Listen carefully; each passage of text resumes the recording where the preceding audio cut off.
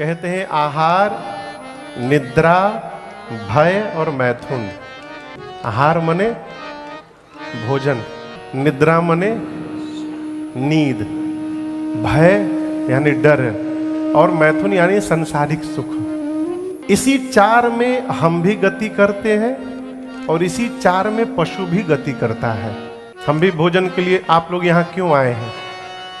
यदि हम आपसे प्रश्न करें कि आप सभी लोग भारत छोड़कर दुबई में क्यों आए हैं?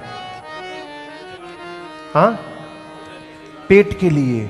हाँ, यदि भगवान पेट न दिए होते तो कोई आदमी कोई काम न करता। और ये ऐसा अद्भुत मशीन भगवान ने बनाया है, कभी भरता ही नहीं है। अभी हमको पता चला है कि कल रात को आने के बाद कोई आधा किलो खाना खाया है। हाँ, हाँ, हमको उधर से पता चला। अब हम ये नहीं बताएंगे वो कौन है। कितना भी खाओ ये तुरंत खाली हो जाता है। पेट के लिए हम और आप सब दौड़ रहे हैं, न जाने क्या क्या कर रहे हैं। किसके लिए? पेट के लिए, भोजन के लिए। पशु भी दौड़ता है भोजन के लिए। हम भी सोते हैं, पशु भी सोता है। हम लोगों को भी डर लगता है, उसको भी डर लगता है। संसारिक सुख के मामले में पशु हमसे श्रेष्ठ है। क्यों? वो अपने ऋतु में ही गति करता है। अब मनुष्य का तो भगवान मालिक है। आप समझ रहे मेरी बात को ना? तो चार गति हमारी, चार गति पशु की। तो कभी एकांत में सोचिएगा उस चार पांव वाले में और हम दो पांव वाले में अंतर क्या है? क्या अंतर है? उस यदि जो काम वो कर रहा है वही काम अपने राम भी कर रहे हैं, तो हम लोगों में और उस पशु में क्या अंतर है? अंतर एक है। जानते हैं क्या? उस अंतर का नाम है धर्म।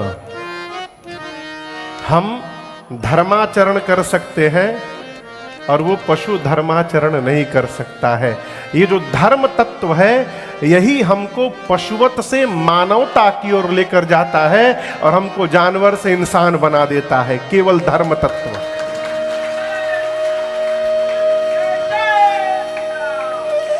और बुरा न मानिएगा, जिस मनुष्य के जीवन में धर्माचरण नहीं है वो कितना बढ़िया कपड़ा पहन ले, कुछ भी कर ले, लेकिन वो मनुष्य के रूप में मनुष्य रूपेण मृगाश्चरन्ति, वो मनुष्य के रूप में पशुवत जी रहा है। ये जो राम कथा लेकर गंगा हम और आप यहां बैठे हैं, ये राम कथा ही धर्माचरण के लिए उपयुक्त है। राम जी का जीवन ही धर्म पूर्वक है। एषः रामः विग्रहवान धर्मः। राम जी ही धर्म की प्रतिमूर्ति है। राम जी का जीवन धर्म की प्रतिमूर्ति है। राम जी का आचार, राम जी का विचार, राम जी का आहार, राम जी की रहनी, राम जी की कहानी, पूरी जीवनचर्या धर्म का स्वरूप है। और इस धर्म के सागर में आज से हम और आप 9 दिन गोता लगाने वाले हैं। एक दो बूंद भी यदि हमारे ऊपर गिर गया तो ये मानव जीवन धन्य हो जाएगा। जिस ग्रंथ के आश्रय में बैठकर हम और आप यहां भगवत कथा रसपान करेंगे, इस ग्रंथ का नाम मालूम है आप लोगों को? किसको किसको पता है? और बाकी लोगों को नहीं मालूम है? ठीक है, आज पता चल जाएगा। यहां पढ़िए क्या नाम है। ग्रंथ मैंने समझते हैं ना? बुक। हाँ हाँ। कितने लोगों को पता था ये? पहले हाथ क्यों नहीं उठाए? महाराज आप ग्रंथ बोल दिए थे ना, उसमें हम डाउट में चले गए। इस ग्रंथ का नाम है, देखिए ग्रंथ उसको कहते हैं जो हमारे मन की ग्रंथि को खोल दे। ग्रंथि समझते हैं ना?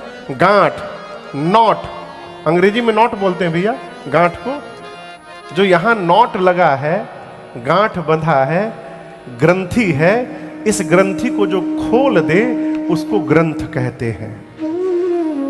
हमारे व्यवहार में जो ग्रंथि लगा है उसको जो खोल दे उसको गांठ, उसको ग्रंथ कहते हैं।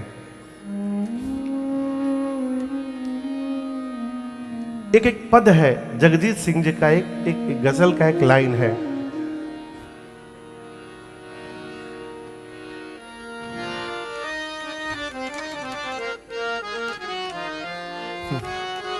एक लाइन में सुनाता हूं। गांठ अगर